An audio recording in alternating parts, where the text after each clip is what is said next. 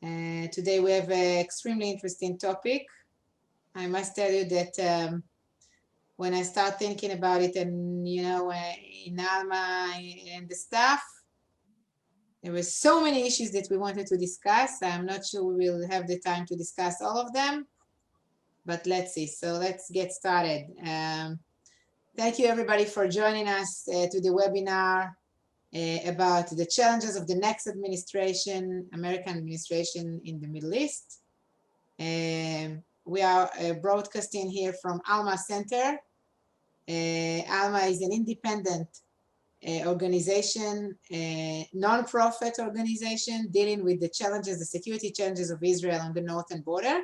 You're all invited to get into our website and learn more about that. That's israel-alma.org. Our mission is to provide information to policy and decision makers around the globe, information that deals with Hezbollah, Lebanon, Syria, and the Iranian involvement in the region. And we are coming to you live from Tefen, only a few miles from the Israeli-Lebanese border, with our monthly webinar. And it really inspires me to see so many people, they join us. So thank you very much, everybody, for being with us today on Zoom or on Facebook. And of course, if you have questions during our discussion, you are warmly invited to write them in the Q&A button below or in the Facebook. And of course, we will try to answer all of your questions as much as possible after the discussion in the end.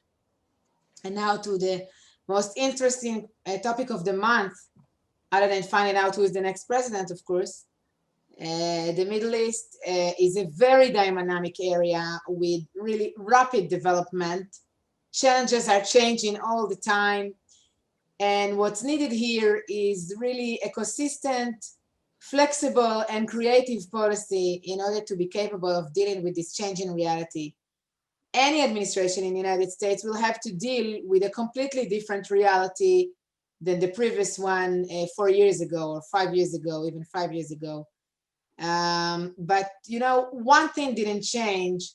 And the Middle East was and still, if I can put it this way, a wrestling seal between different players like Sunni, Shiite, Arab, Persians, Russians, Americans, West and East.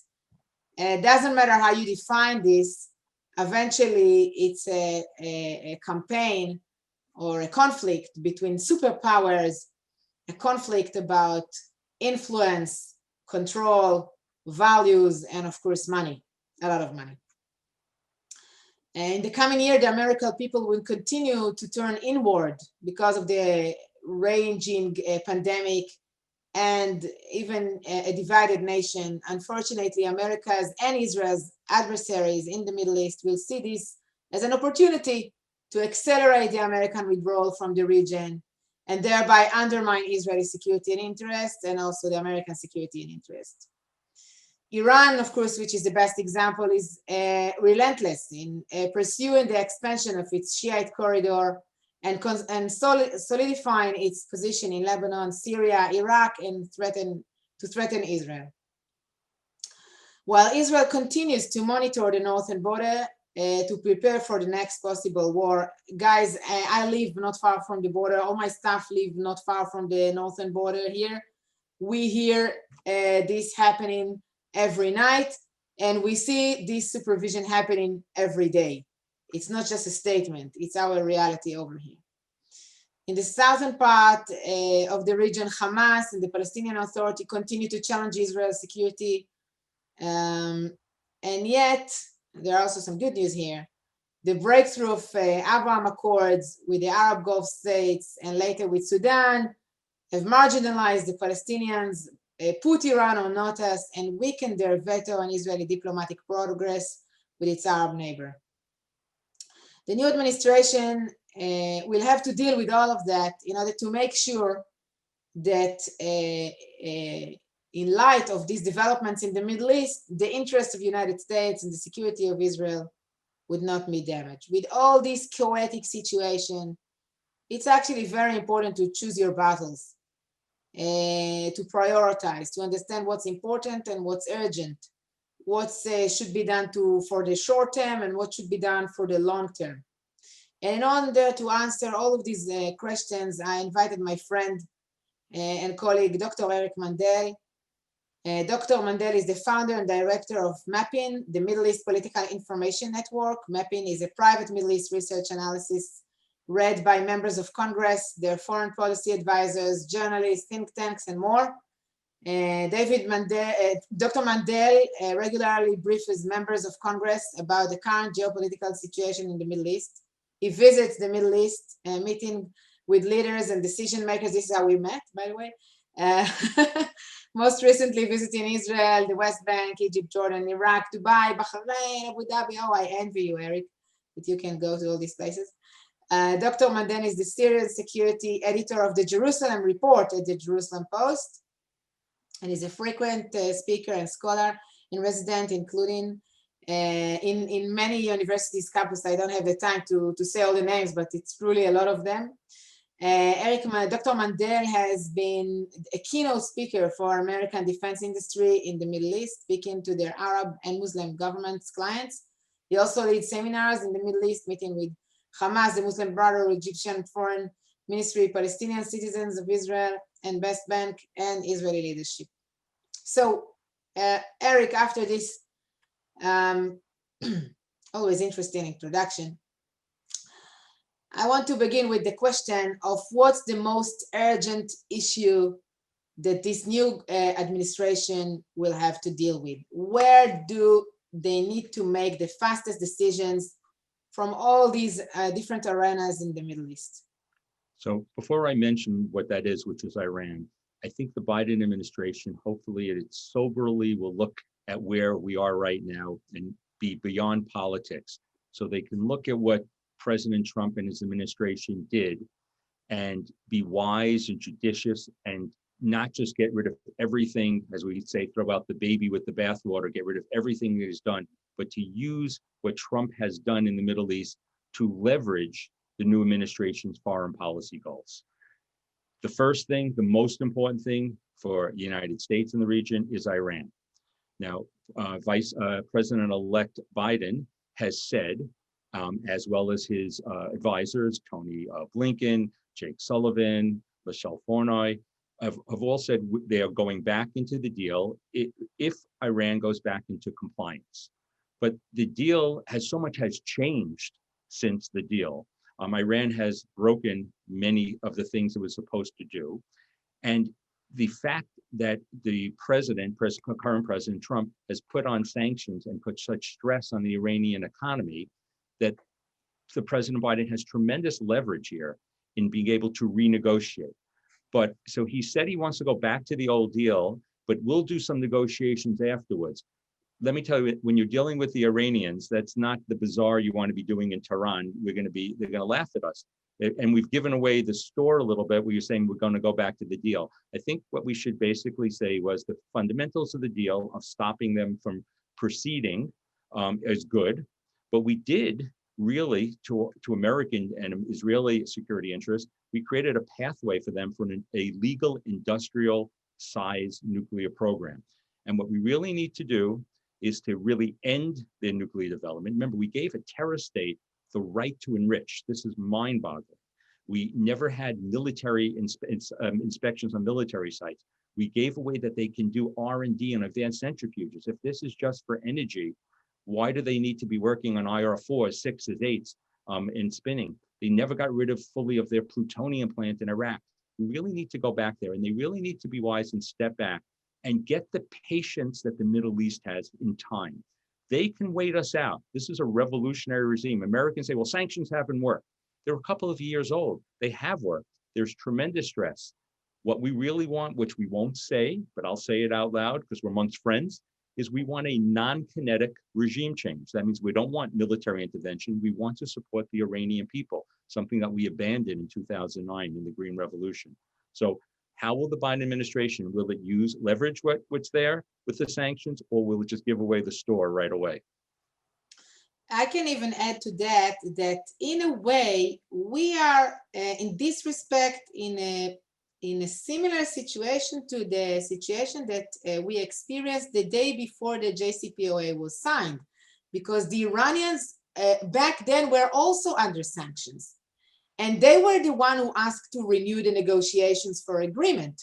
They were the one who asked, they wanted to cancel the sanctions.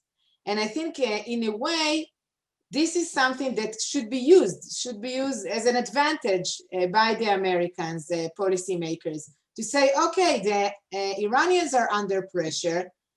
They want us to cancel the sanctions, but this time, if we are going to do anything towards that, we're going to make sure that the Iranians cannot get closer, neither to expand their influence in the Middle East, nor to a nuclear bomb or any capability that can endanger, even with the long-range missiles, can endanger our friends in the Middle East. You know, one thing we were promised when the JCPOA, the Iran nuclear deal, was going, that it would only address nuclear issues. But think about this, as of 2 weeks ago, something that was incorporated in there is Iran can now buy an unlimited amount of conventional weapons, which makes no sense for the world's leading state sponsor of terror. And you remember the JCPOA, we were promised that there would still be sanctions on terrorism, missiles, human rights violations. They're one of the world's worst human rights violations. But you remember during the last administrations, their hands were tied because they always thought if they put any of those things in, it would threaten Iran from walking away to their foreign policy legacy, which really brings a question here is how much influence will President Obama have on the new team from behind? He will not be up front in a cabinet position, but he will have tremendous, they have a great relationship, President Biden and President-elect Biden and former President Obama. And Obama would like to do what he said before. He would like the Iranians to be equal players with the Saudis and Israel. They are to share the neighborhood, as he said. And if that's what it is, and that's how they influence President Biden under his administration, that could mean trouble ahead for Israel. Because remember, Iran's hegemony is already literally just a couple of miles from where you are. Exactly. And before talking about a couple of miles, I just want to say, one tip to the policymakers in America. The Iranians would want to bring to a situation that the sanctions will be canceled during the negotiation. That's the key. And they would try to make the negotiation continue as much as possible during that ending the sanctions. For them, this would be the best scenario ever. They would not have to compromise upon anything in this kind of scenario. So truly now let's move to what is happening just on the other side of the border. And, on our border now, since last July, we have, I don't want to say an alert, but we have a special situation.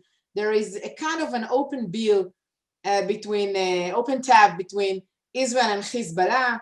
Hezbollah promised to kill an Israeli soldier. This brought to special arrangements or different arrangements along the border with some limitations here and there, and feeling that any moment now things can get escalated without even anybody planning that. On top of that, we have the threat of the Hezbollah rockets from Lebanon. We have the threat of the accurate rockets from Lebanon, which Hezbollah managed probably to make some of its rockets much more accurate than they used to be, part of this precision-guided rockets missiles project. And on top of that, it looks like Lebanon is collapsing. We used to say it's a state within a state, Hezbollah, but now it looks like the state within a state is Lebanon within Hezbollah, not Hezbollah within Lebanon. The Trump administration put a lot of efforts to renew the negotiations between Israel and Lebanon on the maritime border. There was a meeting today, by the way, in Rosh Hanikra, on Akura. Of course, the success of these negotiations could bring to prosperity because there is a lot of oil and gas at stake over here. Do you think that the next administration will continue to put, its efforts, because they are the mediators between the sides? And what do you think will happen with Hezbollah? There were lots of sanctions that were enforced with the current administration against Hezbollah, and in Lebanon, following the results of the elections in the United States, policymakers already declared that they are looking forward to the next administration that would probably cancel the sanctions. So I think in my talks with people in the Senate, I don't think they fully appreciate how much Hezbollah is integrated into the Lebanese government, or how much influence it has on a very weak Lebanese armed forces. And so when America says that we need to continue giving, hundreds of millions of dollars every year to the Lebanese armed forces, as if that is a counterbalance to Hezbollah, even if they wanted to, Hezbollah is the regional strong player that's there. And Iran is not letting Hezbollah back out, and we can transition after to Syria also, what's going on there. So I think we need to have a new reality. We kind of had a hope that with the explosions that happened in Beirut, that maybe the people will uprise and demand Hezbollah, at least decrease its influence. And I don't think Hezbollah has any interest in doing that. I don't believe the Sunnis or other Shiites or the Druze, the Christians really have the strength to come together against Hezbollah, and nobody really wants to see a civil war there again. So when you get down to some very specific things that maybe regarding in the Mediterranean, because there's a disputed area there that America can be involved to a certain degree, but they've already reneged. I think it was a Christian president who had already said he wants to go back for the basis of the lines of where it should be is back to someplace pre-state of Israel that would take over current Israeli undisputed areas, near their Leviathan gas. So they have to mouth and say the right things for Hezbollah. So Lebanon is a place we want to keep the lid on, keep it quiet, not have Hezbollah feel comfortable it can attack. I mean, you published a lot of very important things people should access, where there are so many missiles, weapons depots right next to civilian areas with human shields, and the world is closing their eyes to this. So, and America doesn't really want to do any major initiative, by the way, in the Middle East. They're trying to minimize them, and what we really want to do is just lower the flames of something getting out of control. But it is an American interest to keep this area quiet. It's an Israeli interest to keep this area quiet. But let's call this what it is, what the Israelis call it. This northern border, this won't be a third Lebanon war. This is going to be the first Israeli-Iran war. Iran is totally entrenched there. They call the shots, and that is not an American interest that's there. This is a difficult situation that you're living with, and Americans should be cognizant there were people who were there in Israel who are in harm's way. And by the way, from precision-guided missiles, they could hit the Dimona nuclear plant. They could hit Tel Aviv. They could hit Jerusalem. So every Israeli, we should defer to how they think we should deal with Hezbollah. And when you do, not if, it is just when you're going to be in another war there, you need to do it quick, you need to be effective, and you're going to have to get over the propaganda war that'll be against you immediately when you inevitably will hit civilians who are human shields. And you're going to have to make it more devastating this time than the last time for Israel's interests, America's interests, and really for Lebanese interests, which is hard to believe, but to any way to weaken Hezbollah. So you mentioned the fact that we are actually bordering Iran. And, before the COVID-19, I used to take groups of policymakers from around the globe, including the United States, to the border, and they could see by themselves the Iranian flags on the border, the posters that are commemorating Soleimani.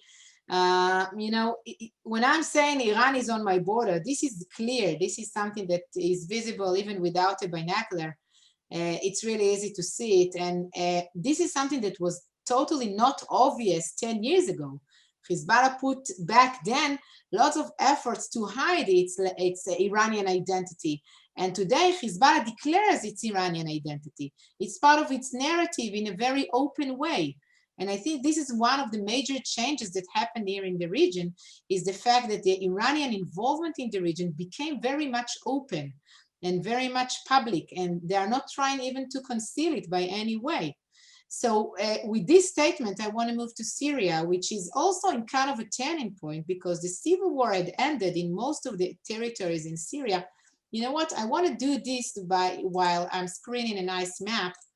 And you know, the civil war ended, but actually, as you can see in the very colorful map I present here, Syria became an area which is divided to areas of influence between the Iranians, which are the pink areas, the Russians, mainly along the seashore and a little bit next to the border with Israel, Turkey in the north, in the blue area here, and the green area with the ex-rebels, and eventually the Americans a little bit in the purple area over here, which it's clear that Americans want very little or minimum ground involvement in Syria.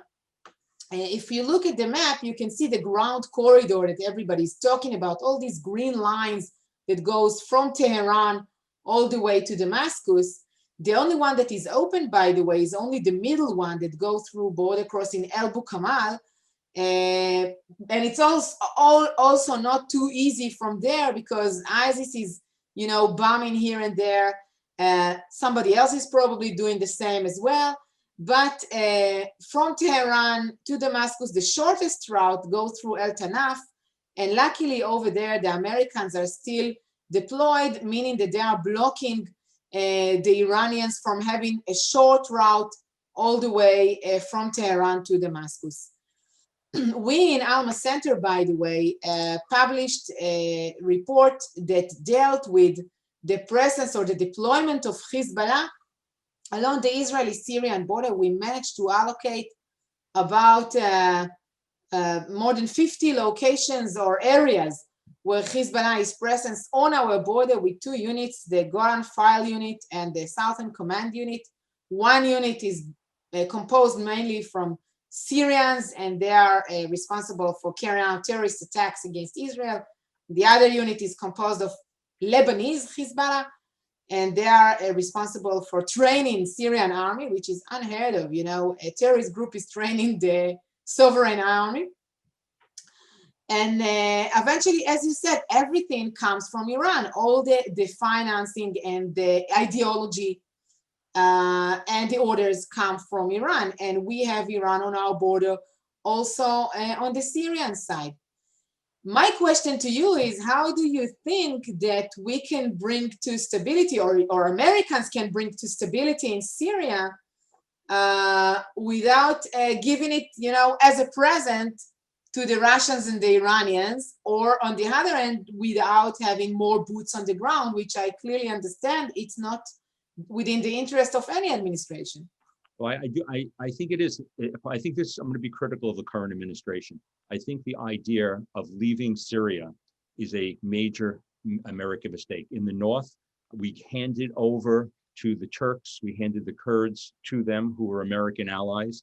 And what you showed there in Al-Tanf, that shortest corridor of the Shiite crescent, is because of a disproportionately positive leverage America has with just a few hundred troops blocking the going through that area.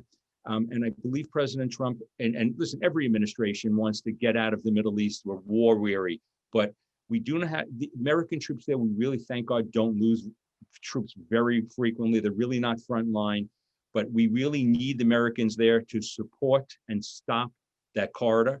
The other part, and just I'll flip over to the Iraq side, America is hunkering down in bases. They're cowering from the Iranian-controlled Iraqi popular mobilization units. And if we leave, besides American blood and treasure loss, we are going to end up being sucked back into this area under even worse circumstances. So I'm hoping the Biden administration will reverse what President Trump did and realize that a very small American force in Iraq, in Syria and Al-Tanf, and I'll just jump to even in Afghanistan to a certain degree, is going to be important to keep the flames lowered in this region. So Syria, the Russians have gotten everything that they've wanted. They have a new base that's there. They have new air base, new naval base. The Iranians now want a naval base near the Latakia province on the Mediterranean. The Iranians want to be there also. They're going to be that close to Israel. So for America, we really don't want Syria so carved up for the interests of other people, but it will form more stability. Listen, people remember that when the Syrian dictator, who was a brutal dictator, ran that country before the Arab Spring, World Arab Winter, it was a quiet border. It's not going back there. Bashar Assad is weak. It is basically an Iranian sapotry that's right there. We just need to influence as much as we can, not let our enemies take over. And it is not a simple thing to explain to Americans about what it is. But we don't want to get in a situation. Listen, America's amount of troops it has in Iraq now is less than it was when ISIS rose in 2013-14. And that's not a good sign. America can control some of these frenemies that we have in all these areas. The only friend America really has there is Israel, and that it can trust. And now some of the countries, maybe the UAE, which normalization, but we're not get out of everybody's head, we're solving something. We're here just trying to lower the flames.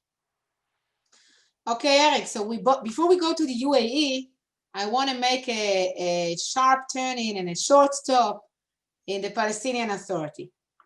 I feel that the last 4 years broke all paradigms about Palestinians. Things that happened between Americans and Palestinians, Israel and the Palestinians, Palestinians and Palestinians, completely changed every working assumption that we had in the past. The Palestinians, by the way, were, first to congratulate Biden. They truly expect to go back to the paradigm of the two-state solution. Yet it is clear to everybody, I think including Palestinians themselves, that in order to get progress while there is a right-wing government in Israel, in negotiations with Israel, you need to bring something fresh. You need to bring something up-to-date, something that will succeed where everybody else failed. As with the working assumption of the two-state solution, everybody else failed. So, and I want to add even some more challenges to this. In Hebrew, there is a term, a biblical term, named Dor HaMidbar, the generation of the desert.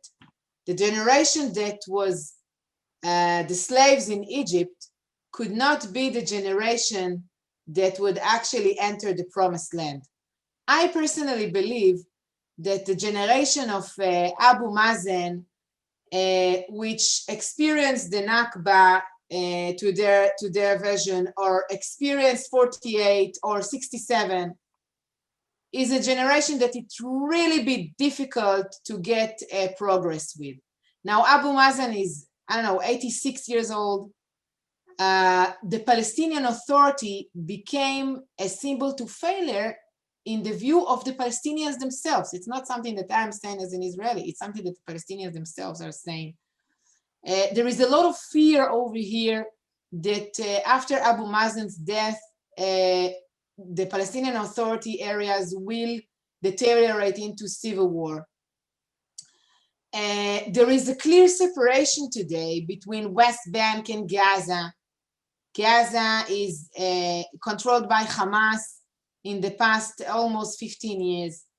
There is a constant rivalry between Hamas and the Palestinian Authority, and we don't see this getting any way of resolve. So complex, such a small area, so complex, so important. How do you see the next administration challenge with all of that? So I think, again, I'm hoping it's just rhetoric, but I'm a little fearful that they're again going to give away the store before they get any reciprocity from the Palestinian Authority. For example, Vice President-elect Harris has said we're going to restore funding to the Palestinians. Well, why was funding stopped by the Americans? It was stopped because of American law. One of the things was the Taylor Force Act, because an American was killed by Palestinian terrorists, and it was found out that the Palestinian Authority gives hundreds of millions of dollars every year to incentivize terrorism. The worse and more people you kill of Israeli Jews, the more funds you receive, and your family, when you're in jail, gets also.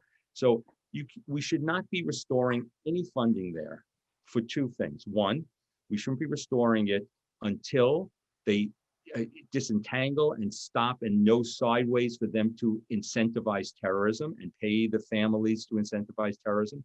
And another thing, we stop funding of UNRWA, United Nations Works and Relief Agency, which perpetuates the refugee conflict.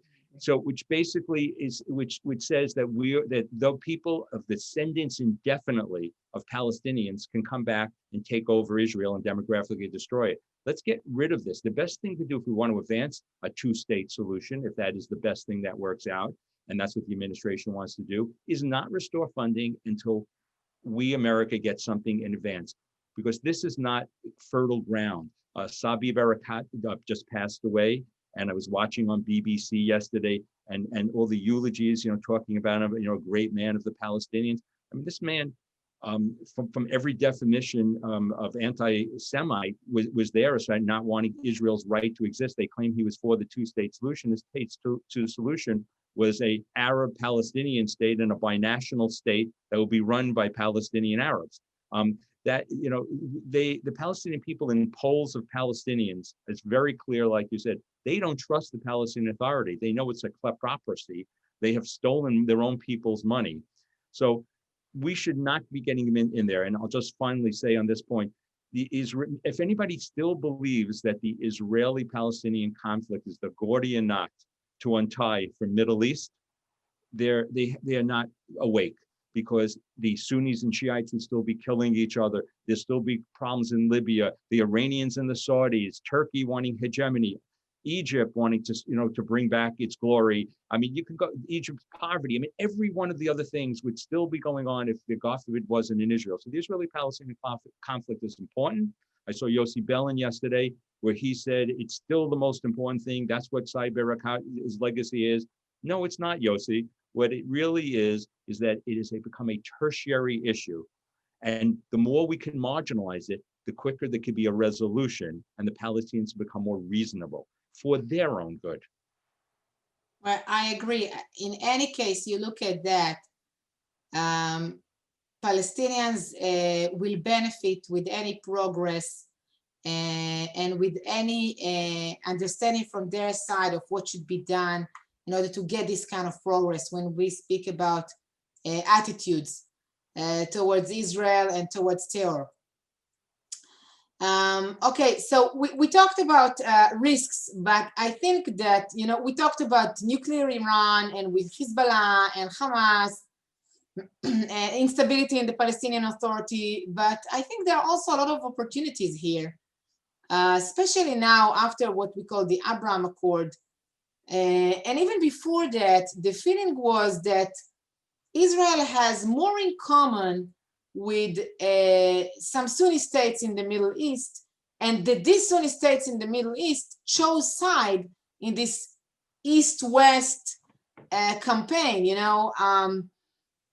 When we speak about Jordan, Egypt, Saudi Arabia, the Gulf countries, they all want to be affiliated with the United States, or they all want to be allied with the United States, and they are willing to cooperate with Israel or to normalize their relationship in this way or another with Israel, and they are sharing also a security interest with Israel, which is of course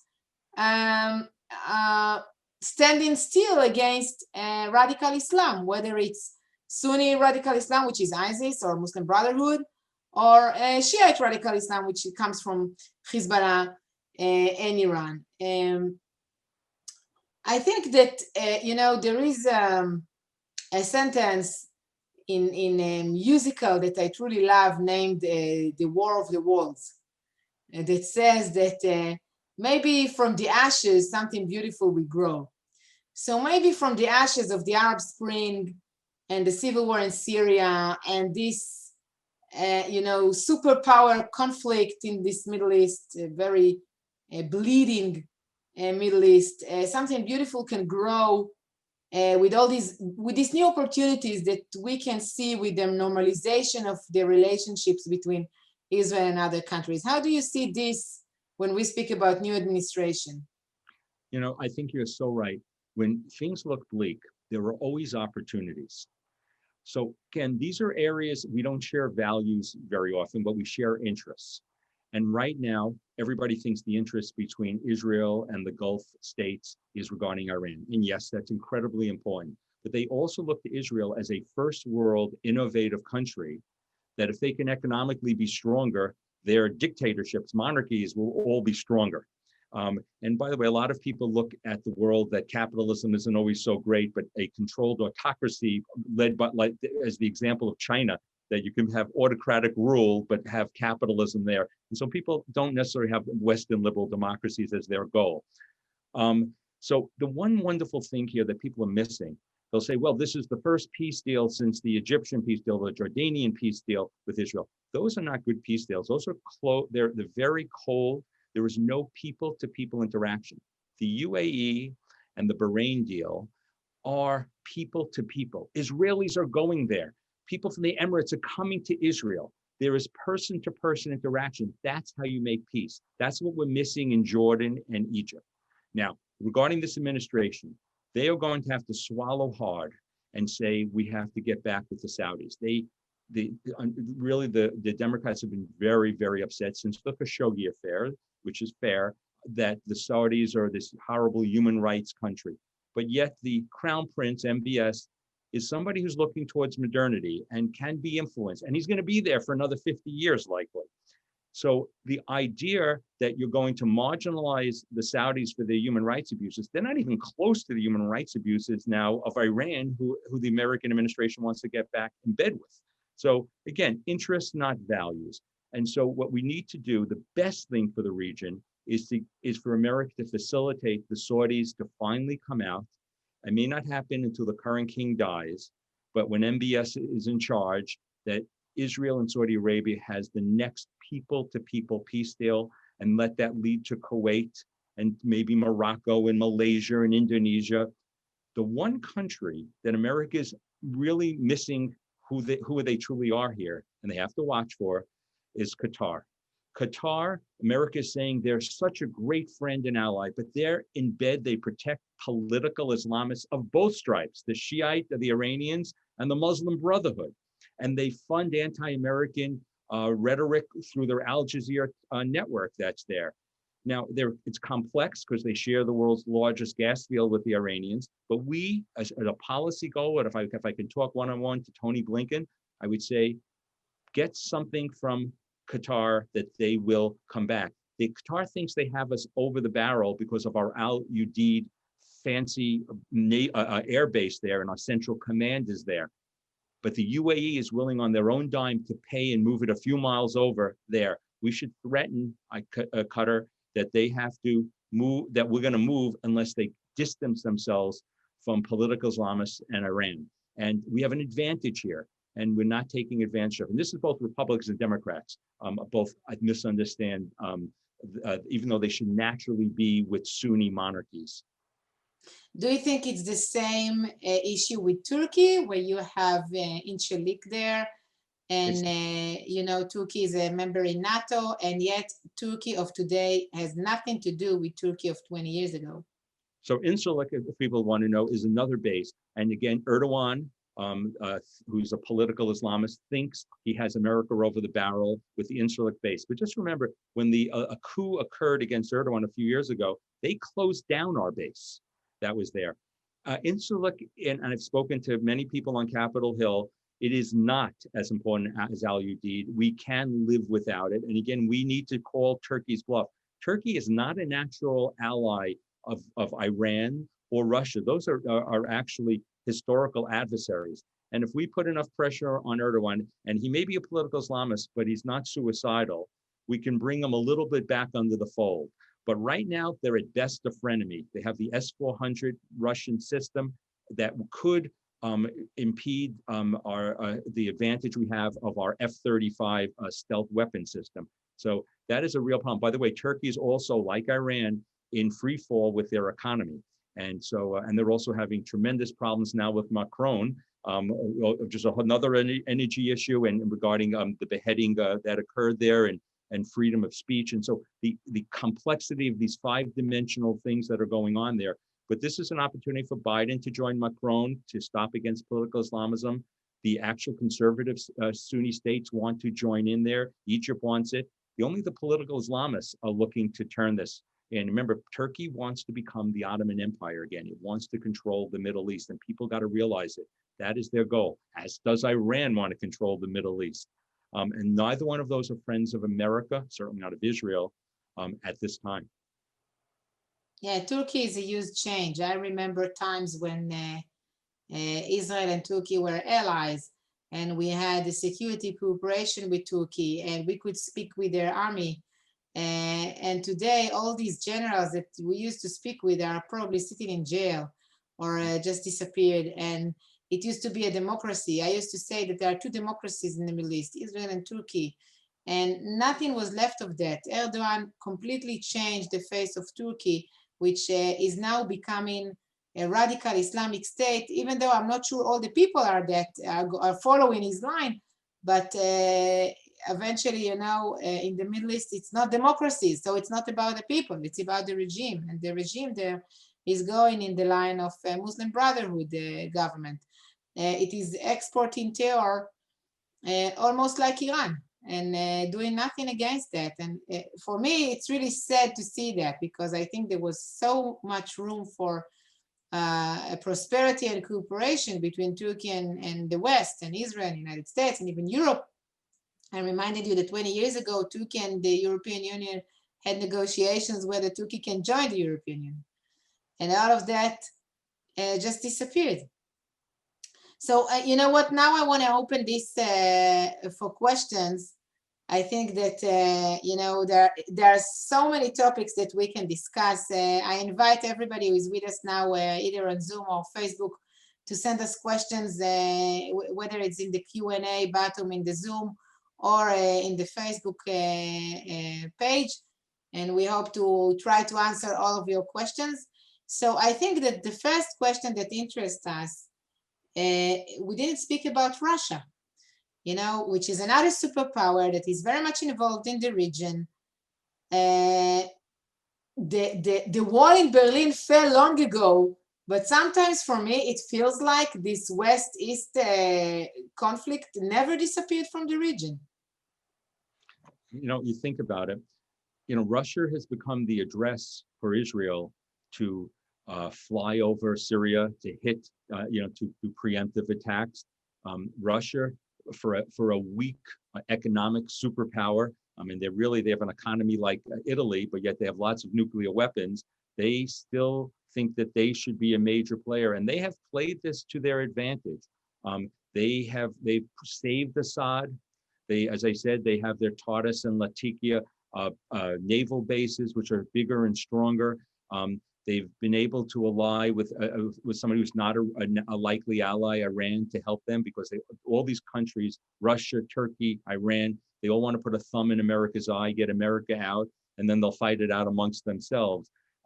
So Russia is strong in its position of what's done, but it's a very weak country.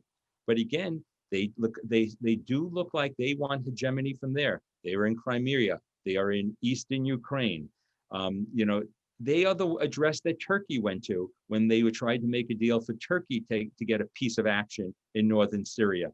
And so and the relationship between Netanyahu and Putin is not necessarily one on values, but that's somebody who can effectively do something for Israeli interests. So Russia is there, but and they would like to. The one thing Russia has and Israel can use to its advantage in America, they want quiet now. They want to solidify their gains. They want Assad to be in power there. And maybe if Assad could in some way push out, if he became stronger, to push out a little bit of Hezbollah and Iran, is that possible? Not likely. But, quiet is good for Israel. A lot of things, status quo, quiet is good. We're not, don't have any great ideas that we're going to resolve things there. But Russia, 2 different sides, another frenemy. There is a question here. about the agreement with Iran. I think I will give you the floor to answer the question. What do you think a Biden-Iran agreement might look like? Is this something supporters of Israel should be concerned about? Well, this is an existential issue for Israel. So by definition, it's something every Israeli should be concerned about. Whatever Donald Trump did with Iran, everything should be concerned. And there's a lot of unintended consequences. If we listen to the Peshat, if they would say the words of the Biden administration, they're rejoining this deal if Iran goes back into compliance. That should be a very easy thing for Iran to do because they already have advanced their nuclear program tremendously. So it's a tremendous concern. As I said, I strongly urge the Biden administration to use Iran's current weak economic status to address things that are not part of the current JCPOA. The Biden administration has said is they're going to go back into it and then do a JCPOA plus. You're not going to get anything once you go back to it afterwards that's meaningful. It'll just paper mache over saying, oh, we really got some more stuff. Do not go back to us until they deal with missiles, terrorism, human rights, and some reign on the hegemony. And I'm not sure the Biden administration wants that. Remember, it does stop the progress of the nuclear deal to a small amount, but it also legitimizes it. And so in the long term, this is a short-term interest going back to it. For long-term, tremendous existential danger to Israel.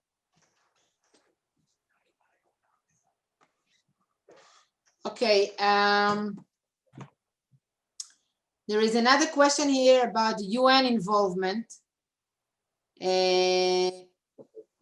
which is, you know, we have UNIFIL. This is a huge debate also in Israel. We have UNIFIL on the border between Lebanon and Israel. We have UNDOF on the border between Israel and Syria. And, you know, we can discuss for hours about their mandate and what their position should be. And bottom line is that in both borders, we have Hezbollah. That's the bottom line. Though we have UN forces there, I personally believe that it's good to have a force that can mediate between the sides. But on the other hand, how can we maximize the benefit of this kind of UN forces? And what do you think the influence of the United States can be on the mandate of these forces? So you and I went down to the Hezbollah, the Hezbollah attack tunnel, and then we, you know, to see coming from the Lebanon border right near your homes. And you and I drove out, and within a minute or two, we see the UN forces there. They didn't see the Hezbollah attack tunnels coming. They have stopped 0 of the 150,000 missiles that have been transported to Hezbollah. The UN has never been a great, effective military force. Going back to 1967, you can think about how, you know, what NASA did. You just published, and I encourage people to look at the ALMA report of Hezbollah along the Golan border. Tens of Hezbollah embedded with the Syrian army, and the Russians are there too. That's maybe our best friend on the other side there. Maybe they'll restrain them. All the things that we were promised when there was a de-escalation never have occurred. The UN is an ineffective force of what's there. They can be intermediaries for some small issues, and that's helpful. They could also be human shields that'll be used. So I don't think there's much there. And remember, the United Nations, when it started gloriously in the 1940s, was a majority of willing democracies. Today, it's a majority of autocracies, groups that are anti-American, and so with terrorist states that are part of there. So you can't expect very much to come out of what's in the UN there. American influence, if anything, the Biden administration is going to give them more credit than not, because they're going back to international organizations. By Trump leaving some of these things, it didn't help either. I have not much there. Israel has to defend itself by itself and assume the UN could be more of a hindrance during a war than help. Well, I must say that from an Israeli point of view, I feel that Israel itself should give much more thought to this question and to create a new attitude towards the UNIFIL and UNDOF, and find a way to, you know, market or find sponsors to this new attitude with the United States and then progress it or promote it in the UN. It's nice to hear somebody being optimistic in this conversation, Sarit, that the UN could be reformed. I like that. Always have belief, Eric, always have belief. Okay, so there is a question here about American Jewry support, and I think I can pose this question to you. Many see themselves as America first. How much do you think Israel should rely on American Jewry? What's the relationship today between American Jewry and Israel? So in this current election, probably 75% of American Jews voted for President-elect Biden, probably 25-30% voted for President Trump. Most American Jews really don't care that much about Israel, don't really care that much about Judaism. We intermarry out, over 70% of the time. There's a dilution of what it means to be Jewish. Having said that, the small vocal minority of, we'll call them pro-Israel Jews, who realize that a strong Israel is good for America, American national security interests, we'll call those the AIPAC Jews. It's very important. They cannot turn Israel for the foreseeable future. America is Israel's #1 ally. It has gotten the memorandum of understanding with about $40 billion of aid over the next 10 years. It's actually less at this point. And they make Israel's case for U.S.-Israel relations in Congress. It's a very, very important thing. But there's an estrangement with each generation. Liberal American Jews, a lot of the ones who do care, look upon Israel as becoming right-wing, less democratic. They follow what the progressive rhetoric is of the day, that Israel is a victimizer, it is a colonial occupier, it's apartheid. And there's many American Jews who are buying into this stuff, which is incredibly false. It's almost like Adolf Hitler's big lies of what it is. If anybody knew what Zionism really was. I always tell people I could write 3 long books about what I don't like about Israel. The Israelis could write about 100 books about what they don't like about Israel, but I can write 1,000 books about what is good about Israel, what is good about the United States, my own country, about the United States. And it's good for America, good for Israel, for the relationship to be strong. American Jewry, though, is caring less and less about Israel, and the American Jewry is in bed with, to a large degree, with the Democratic Party, which its progressive wing looks very harshly upon Israel. But it is going to be a challenge. Israelis really need also to reach out to Americans, just like American Jews need to reach back. It's a two-way street. We're cousins. We don't want to become distant cousins. Of course not. Well, I must tell you from my point of view, this is part of my life mission in ALMA.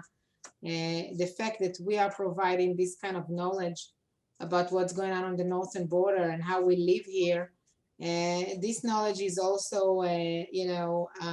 we wanted to get to Jews outside of Israel as well, because I think that way they can understand better what we are dealing with and how it is to be Israeli. And you know what, even why it is important to have the state of Israel as the home for Jews. Right. One of the things when an American Jew says, why should I care about Israel? I'll say that an American Jew in the 1940s didn't have the power or influence to stop 6 million Jews from being killed. Israel is in the crosshairs of Iran, and they should be screaming out loud to protect the 7 million Jews that live in Israel today, that no calamity, catastrophe occurs. If that alone, they should be a supporter of Israel. I agree.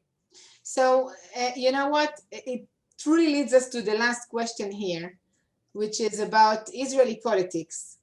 And people are saying, as long as Bibi is the Israeli prime minister, and considering his past with the Obama's administration, what would be your advice for him on how to handle the Biden administration? And is there any realistic alternative to Bibi from an Israeli point of view? So that you have to answer the Israeli point of view. Okay, so I will give the Israeli point of view. Hardly challenging to replace Bibi. We've seen this in 3 elections until now.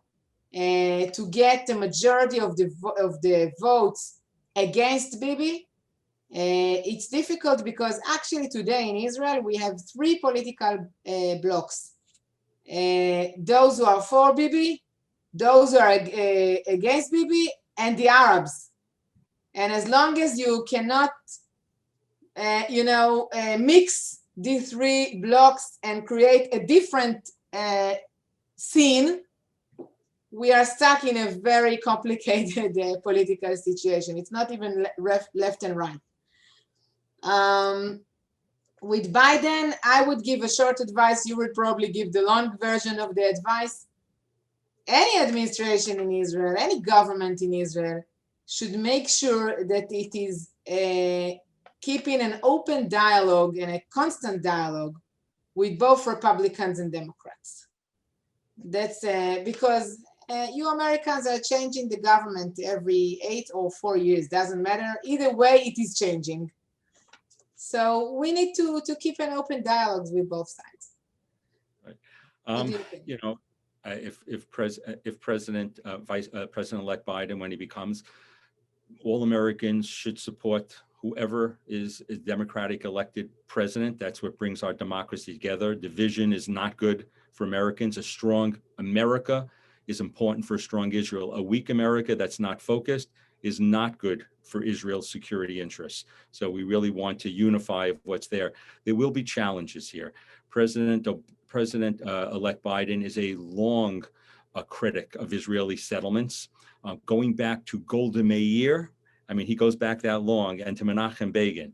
And and the party has moved much more thinking of settlements being the big problem of the Middle East. Just remember, with the Obama-Biden administration, the last thing they did when he was in December of 2016, he orchestrated UN Security Council Resolution 2334 that said Israel has no legitimate legal rights over the Green Line, the 49 armistice lines, the 67 line, whatever, it's all the same.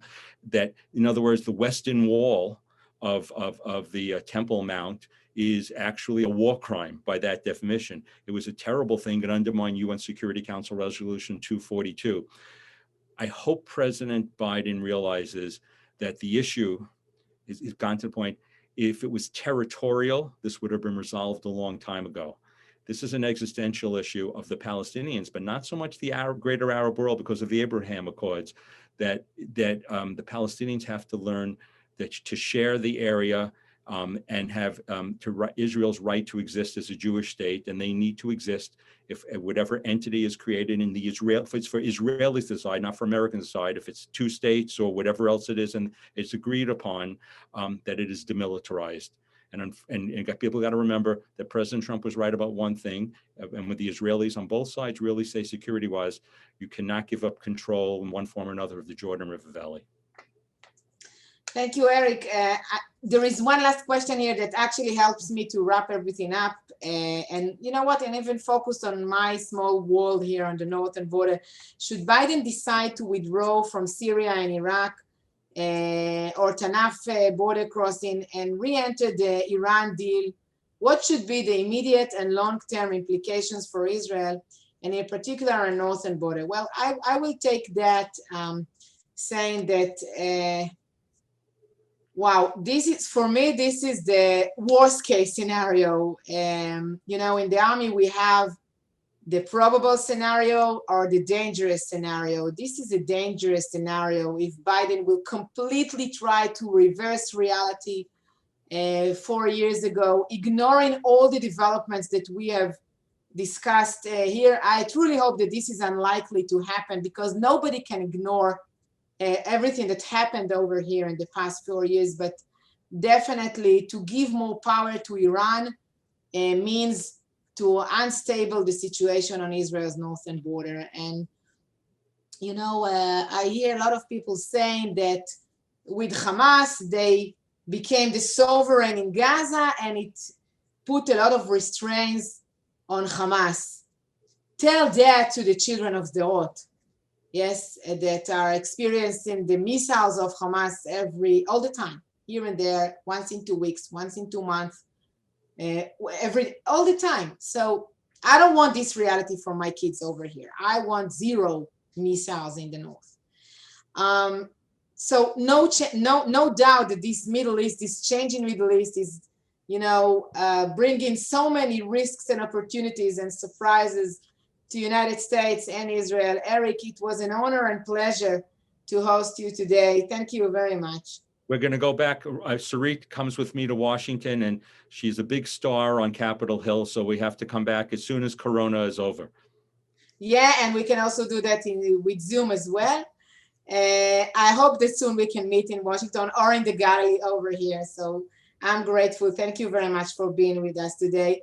Before we say goodbye, if you love our work in ALMA, you're invited to donate and support us however you like and with whatever you can. This is our website. This is our website address. Everybody, thank you very much for being with us today.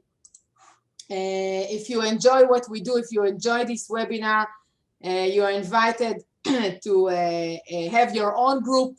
There are various educational programs for Israel, for over here, for dealing with all the topics that we've dealt in this webinar today. So now it's obviously not the time to travel, but we can bring the northern border of Israel to you. I'm Sarit Zehavi, live from the Galilee, northern Israel. Shalom, and see you next time.